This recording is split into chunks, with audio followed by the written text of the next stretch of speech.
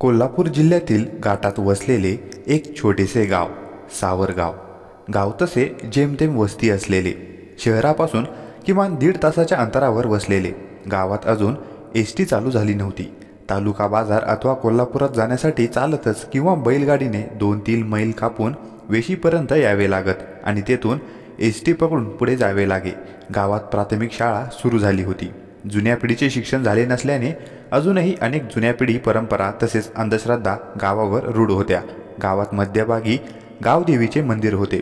मंदिरासमोर मोठे झाड होते, तीच गावाची चावडी. येथे दररोज लोकांची ये-जा चाले. झाडाभोवती मोठा कट्टा बांधला होता. तेथे गावाची सभा भरे. तसेच निवांत गप्पा मारीत बसण्याची ती सर्वांची आवडती जागा होती. सकाळ झाली होती. गावात लोकांची वर्दळ चालू झाली होती. पाणी भरायला बायका, गडी माणसे घरातून बाहेर पडली होती. पाठीवर दप्तर घेऊन लहान मोठी मुले शाळेत निघाली होती. सकाळची लगबग थोडी कमी झाली. चावडीवर 2-3 माणसं निवांत बसली होती. साधारण सकाळचे 8:30 वाजत आले होते.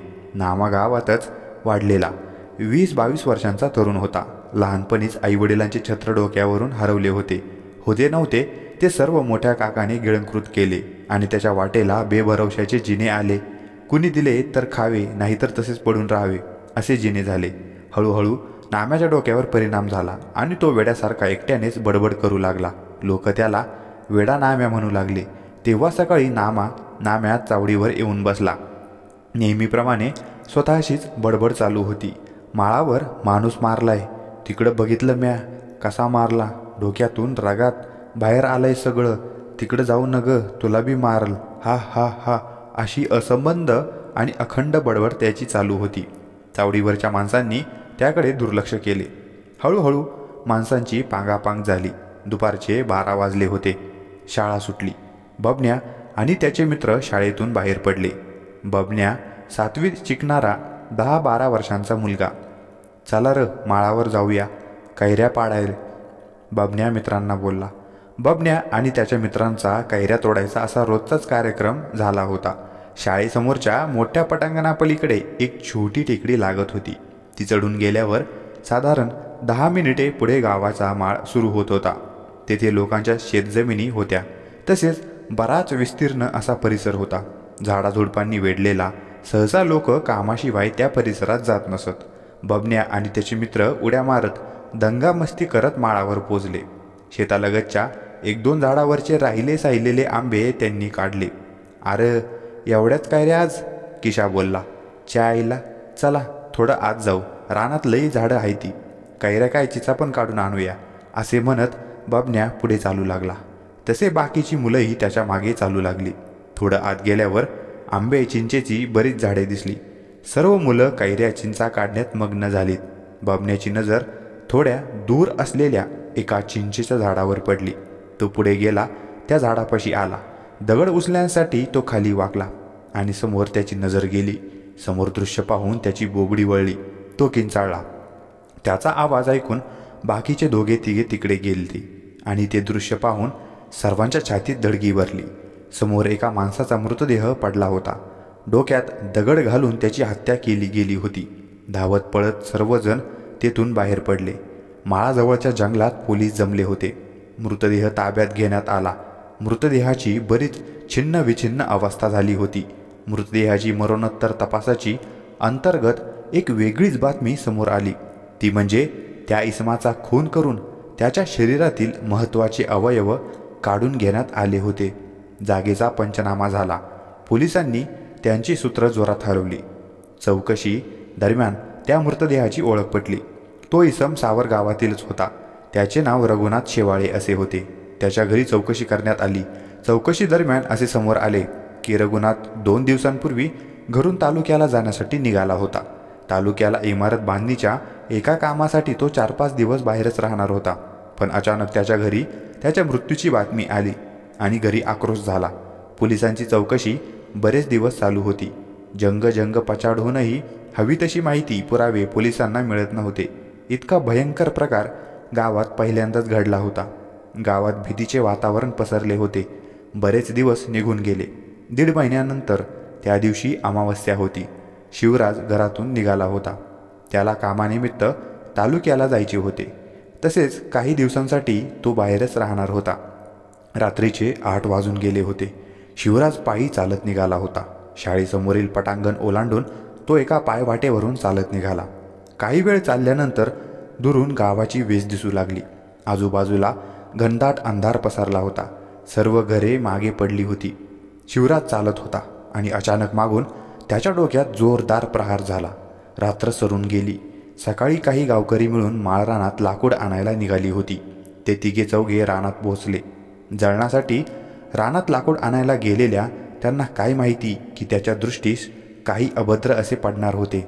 रानातल्या त्याच चिंचेच्या झाडाखाली शिवराजचा मृतदेह पडला होता, छिन्न विन्न अवस्थेत. बाजूला एक मोठा दगड पडला होता. लाल लिंबू तसेच इतर काही चित्रविचित्र वस्तू तेथे पडल्या होत्या. अगदी रघुनाथ शेवाळीप्रमाणेच शिवराजलाही आपला जीव गमवावा लागला. पंचनामा झाला. पोलिसांची तपासचक्र चालू झाली. पोलिसांना तसेच गावकऱ्यांना कळून चुकले होते की हा नरबळी देण्याचा भयंकर अघोरी असा प्रकार गावात सुरू झाला आहे. घडलेल्या या प्रकारानंतर गावात भयंकर भीतीचे वातावरण निर्माण झाले. लहान मुलांना वेळी अवेळी बाहेर जाण्यास बंदी होऊ लागली. लहानच काय तर बाया बापडेही जीवाला घाबरून राहू लागले. गावात चित्रविचित्र चर्चा होऊ लागल्या. कोणी म्हणे माळावरच्या रानात भूतकेत आहेत, आत्मा आहेत. घरात चावडीवर याविषयी चर्चा रंगू लागल्या. गावात जखूबाबा राहायचा. त्याचे झोपडीवाजा घर वेशीपासून अलीकडे थोड्या अंतरावर होते. गावात त्याला सगळे घाबरून राहत असत. तसेच गावातील विविध प्रकारच्या अडचणी त्याच्या खऱ्या खोट्या विद्येने दूर करीत असे. त्यातून मिळणाऱ्या पैशाने त्याचा उदरनिर्वाह चालत असे. त्या दिवशी रात्री जखूबाबा त्याच्या घरात बसला होता. घराचे दार उघडेच होते. जखूबाबा दारासमोरच समोर बसला होता. दारात कोणीतरी आले होते. त्याने हाताने खून करत आत येण्यास सांगितले. तसे ते जोडपे आत येऊन जखूबाबा समोर येऊन बसले. जखूबाबाचे मंत्रोच्चार सुरूच होते. काही वेळ गेल्यानंतर 2 बळी पाडले आहेत, आणखी 2 बळीची गरज पडणार आहे, जखूबाबा बोलत होता. जखूबा, लय जोखीम आहे त्यात आणि आता पोलीस गस्तीवर असतात. गावकरी सावध झाल्यात. तू सांगितल्याप्रमाणे 2 बळी दिल्यात. कधी गावणार गुप्तधन? समोरील व्यक्ती, जास्त शहाणपणा करू नकोस, जखूबाबा ओरडला. मी सांगतो या त्याप्रमाणे करा. अरे त्यात तुमचाच फायदा आहे. आणि नाही केलं तर काय होईल तुम्हासनी चांगलंच माहीत आहे. एकदा सुरू केलंस काम असं अर्ध सोडता यायचं नाही, जखूबाबा तिरठासारखा बोलत होता. झोपडीत चाललेल्या त्या अघोरी चर्चेत भंग पडला तो बाहेरील कसल्याशा आवाजाने. आवाज खिडकीजवळून आला होता. सर्वांनी तिकडे पाहिले. एक लहान मुलगा तेथे उभा राहून सर्व ऐकत होता. तो बबन्या होता. आपण पाहिले गेलोय हे कळताच बबन्या तेथून पळत सुटला. ते जोडपे लगबगीने उठून जखूबाबाच्या झोपडीतून निघून गेले. बबन्या घरी घाबरून बसला होता. बबन्याचा बाप त्याच्यासमोर बसला होता. अरे बबन्या, हे समज आपल्या भल्यासाठीच करतोय. मी आणि तुझी आई. म्हणजे बा, गावातलं 2 खून तू आणि आईनं केल्यात. बबन्या, अरे खून नाही, खून नग म्हणू. बळी आहे त्यो. त्यात असतो या त्यो एक निविद असतोय त्यो देवासाठी केलेला. तू अजून लहान आहेस, पर तुला सांगून ठेवतो, गपगुमानं राहा. कोणाला बी यातलं कळता कामा नाही, समजलं? अरे हे काम केल्यावर लई भरभराट होईल आपली. तुला रोज नवी कापडं घालायला मिळतील. खायला चांगलं चुंगलं मिळेल. काय नाही ते सारं मिळेल. आणि बबन्याचा बाप विकट हसत बोलत होता. आणि तुझ्या मनातली पोरगी बी तुला मिळेल. हा पोरगा बी तुला मिळेल. बबन्या थोडा सावरला होता. बापाने दाखवलेल्या आमिषांना तो बळी पडला याबद्दल त्याने कोणाकडेच चर्चा केली नाही. काही दिवस निघून गेले. बबन्याच्या घरी आता 3ऱ्या बळीबद्दल चर्चा सुरू झाली होती. बबन्याला सर्व प्रकार माहीत पडल्यापासून त्याच्यासमोरचं सर्व चर्चा होत असे. ठरल्याप्रमाणे 3ऱ्या बळीची सर्व तयारी झाली होती. यावेळेस पाळी होती हनुमंताची. हनुमंत गावातलाच तिशीतला तरुण होता. त्याला तालुक्याचे काम मिळाले होते. लगबगीने तो घरातून निघाला. इकडे बबन्याच्या बापाने सर्व प्रकारची खबरदारी घेतली होती, तसेच तयारीची केली होती. घरातून निघालेल्या हनुमंत वेशीपर्यंत पोहोचलाच नाही. खरे इप्सित साध्य झाले ते बबन्याच्या बापाचे. गावात 3रा बळी गेला होता. हनुमंतच्या घरात आक्रोश झाला होता, तर बबन्याच्या घरी आनंद साजरा झाला. पोलीसही पुरते गोंधळून गेले होते. एका खुनाचा तपास पूर्ण होत नाही तोवर दुसरा खून पडत होता. सर्व खुनामागे फक्त एक सामान्य धागा होता, तो म्हणजे हे खून म्हणजे कोणीतरी आपले अघोरी इप्सित साध्य करण्यासाठी दिलेले हे बळी होते. तसेच मृताच्या शरीरातून अवयव काढले जात होते. पण हे कोण करत होते याबाबत पोलीस आणि गावकरी पूर्णपणे अंधारात होते. जखूबाबाच्या झोपडीत बबन्याचा बाप आणि त्याची आई बसले होते. 3 बळी पाडल्या ती, आता शेवटचा आणि एक पाहिजे हाय बस. जखूबाबा, जखूबा, पर धन कधी गावायचं? बबन्याचा बाप, मिळेल मिळेल, घाई करू नग, अरे देवाचं काम आहे हे. कोप बीप झाला म्हणजे कायच मिळायचं नाही. वाटून दिलेली कामं करायची, फळ आपोआप मिळतात. जखूबाबा.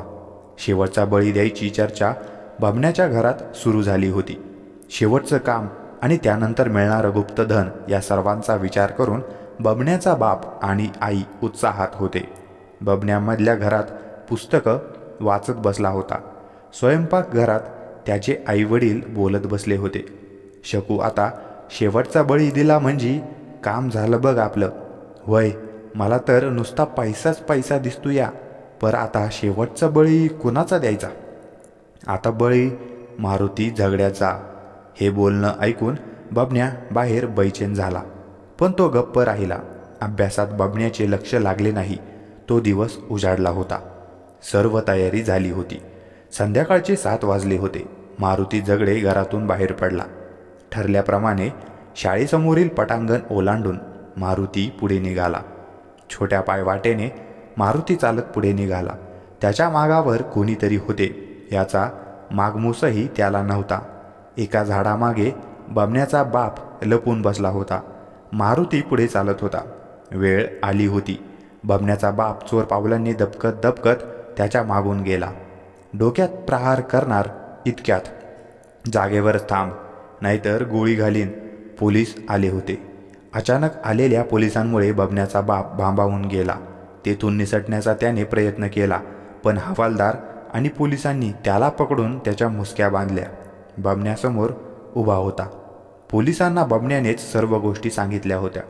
बा, तू केलं ते लई वंगाळ केलं बा. तेव्हा तुझं आणि आईचं बोलणं ऐकलं. पुढचा बळी मारुती काकाचा. हे ऐकून जीव राहिला नाही. मारुती काकाचा बळी तू दिला असता तर माझ्या मित्राचं खिशाचं काय झालं असतं? त्याच्या आईनं तर रडून रडून जीव दिला असता. रातभर या विचारानं झोप लागली नाही मला. पर मनाशी पक्क ठरविलं, मारुती काकाला मारू द्यायचं नाही. बबन्या रडत होता. बबन्याच्या बापाला पोलीस घेऊन गेले. त्याच्या या सर्व दुष्कृत्यात सहभागी असलेल्या बबन्याच्या आईला आणि जखूबालाही अटक करण्यात आली. चौकशी अंतर्गत एक फार विचित्र आणि मन भांबावून टाकणारी गोष्ट समोर आली. ती म्हणजे या सर्व खून अथवा बळीसत्रामागील मुख्य सूत्रधार गावातील एक नामांकित व्यक्ती होती. या सर्व गोष्टीमागे गावचा सरपंच मुख्य सूत्रधार होता. सरपंचाला पोलिसांनी ताब्यात घेतले. सरपंचांनी पोलिसांना लाच देण्याचा प्रयत्नही केला, पण त्याचा काही एक उपयोग झाला नाही. सरतेशेवटी सरपंचांनी आपला गुन्हा मान्य केला आणि सर्व गोष्टीचा खुलासा केला. गावातल्या माणसांचे गेलेले बळी म्हणजे सरपंचाच्या फायद्यासाठी केलेले अक्षम्य आणि अघोरी गुन्हे होते. यासाठी सरपंचाने जखूबाबाची मदत घेतली होती. जखूबाबाने या देवभोळ्या आणि परिस्थितीने गांजलेल्या माणसांना गुप्तधनाचे आमिष दाखवून बळी घेण्यास सांगितले आणि मुळात त्यामागे गुप्तधन, खजिना असं काहीही मिळणार नव्हतं.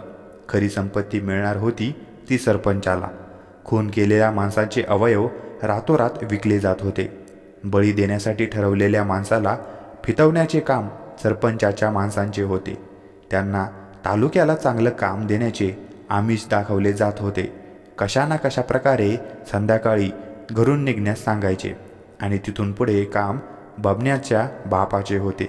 या प्रकरणात सहभागी असलेल्या सर्व व्यक्तींना पोलिसांनी ताब्यात घेतले आणि प्रकरणावर पडदा टाकला.